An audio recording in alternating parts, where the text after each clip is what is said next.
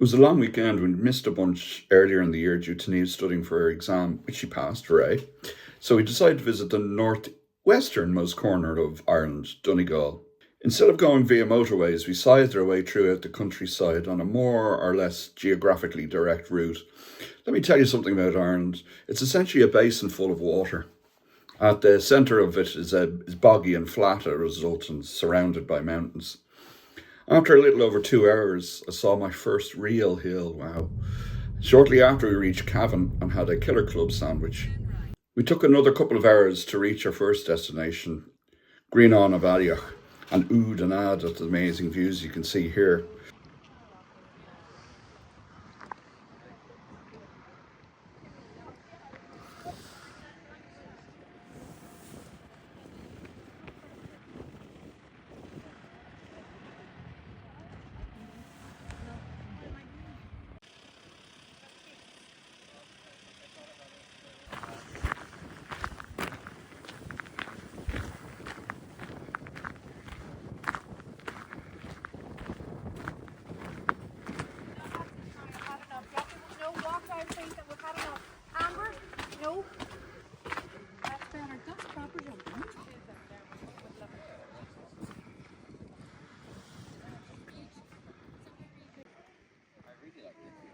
And then at a petrifying time climbing back down from the walls. They're a couple of stories high, but God, there's no safety railings, so just be careful when you're going up there.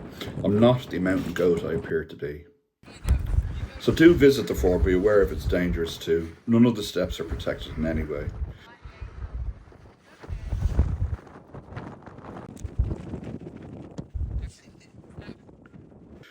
The hotel in which we stayed, on Greenon Hotel, was just a few minutes away from the fort.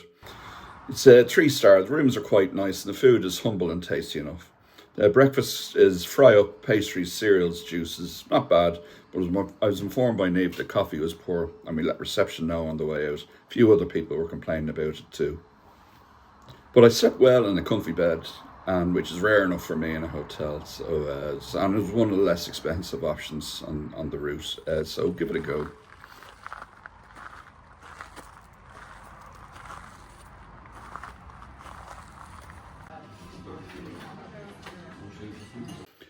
We ate dinner there, which is okay. And the next morning we had ourselves too big a breakfast, way too big, and drove north to the tippy top of Ireland, Malin Head. We avoided rain most of the time, but one wonders what a place like this would be like in the sunshine with good atmospheric clarity. It would be amazing, I think. I mean, all it is incredible anyway. And the drive through various towns on the way is really worth it. Buncrana and Carndonagh, you are gorgeous, by the way. They're those two towns being particular standouts, despite the final destination being somewhat out of the way. Yeah, we passed through the infamous village of Muff. Yeah, that's what it's called. With its underwater aquatics club and off license, which are called exactly the way you'd think they would be. The final approach is on very narrow roads, and once there, we were lucky to get a spot in the car park. Now let actual own do the talking.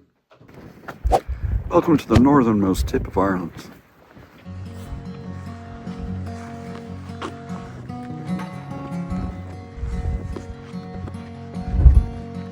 Look at those. Absolutely stunning.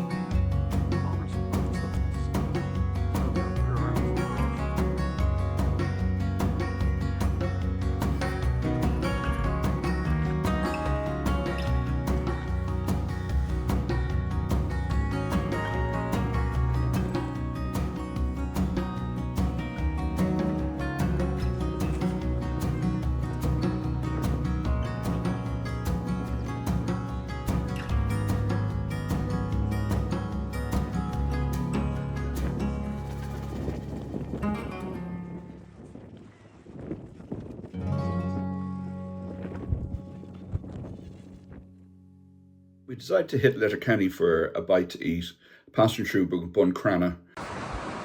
This cute little strand just outside, a couple of kilometres outside Buncrana itself. Worth a wee visit, although we're on our way to Letterkenny.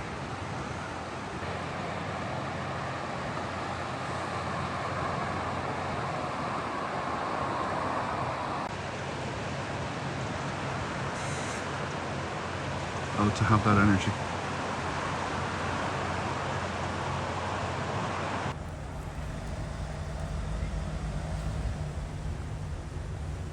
We eventually settled on the yellow pepper, which is the best food of the trip, to be honest. We didn't hang around a lot in Letterkenny. We wanted to make even more of the day, so we drove on further to the Glenveagh National Park on high roads leading through some of the more desolate countryside within Donegal itself. We didn't have much time, so we grabbed the bus from the visitor centre and the car park to Glenveagh Castle itself and its gardens. Definitely worth a visit. The castle, despite its grand exterior, is fairly humble inside the rooms. Take a look. I smell of musty kind of wood, old wood polish.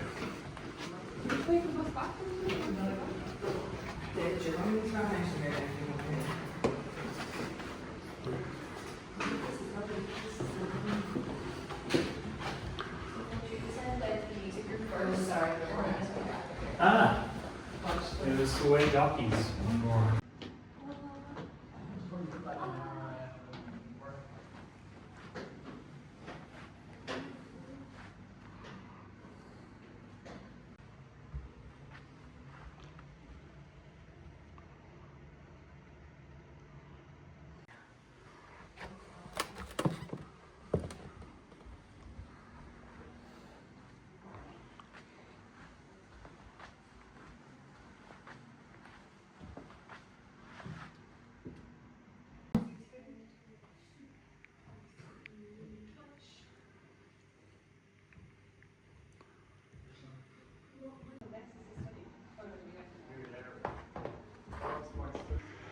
Come play with us, Danny, forever and ever and ever. Very simple. It is.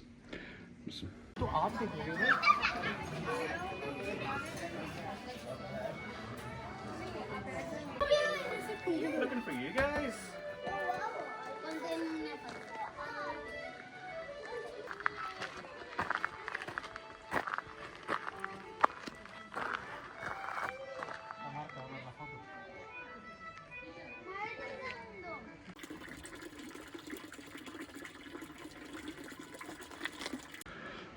Home at last. What a cute little cottage.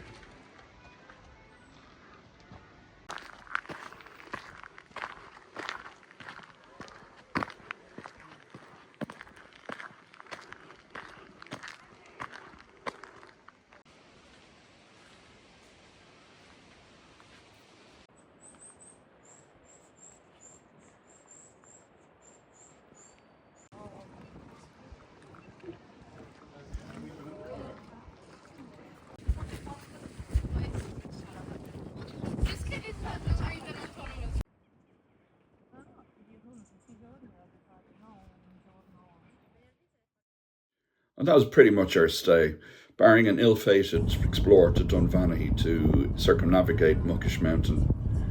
We refueled the car, drove back to the hotel where we had a single course dinner and went to bed. So that was Donegal, our first trip there in years. We only stayed 2 nights and really only explored the 1 full day. It's so worth it. The towns are actually gorgeous, some of the nicest in Ireland, some of the cleanest also in Ireland. The people are friendly, the landscape's amazing.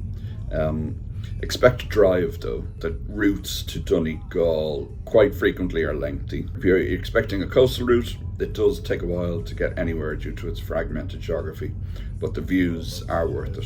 So I'll see you again, Donegal. Much from the salt is the wind. Salty wind.